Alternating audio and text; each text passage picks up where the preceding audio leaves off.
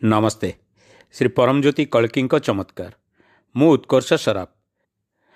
श्री भगवान को मुक्ति मोक्ष क्लास पर अनुष्ठित होइथिबा प्रक्रिया रे मु प्राप्त करिथिबा अनुभूति को आपण मानकु बांटिबाकु चाहूअछि।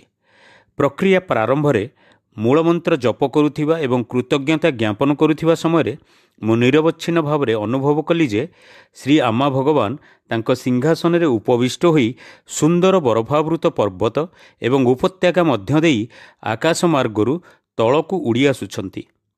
एही दृश्यर केते थर पुनरावृत्ति होई चलिला।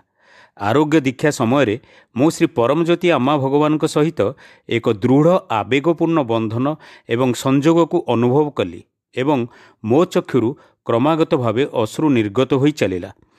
एकत्व स्थिति दीक्षा समय जो मुहूर्त मु श्री परमज्योति कल्की को एकत्व स्थिति पाई प्रार्थना कली मु अनुभव करि पारिली जे मु एक भिन्न व्यक्ति रे परिणत होईछि। मो भितरु मु बाहरी जाउछि।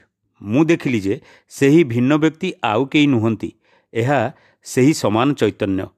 एकत्व कौन होई पारे ताहार एक झलक, एक वैशिष्ट्य किंबा एक स्वाद देइथिबारु श्री परमज्योति कल्की को मु धन्यवाद जनाउछि।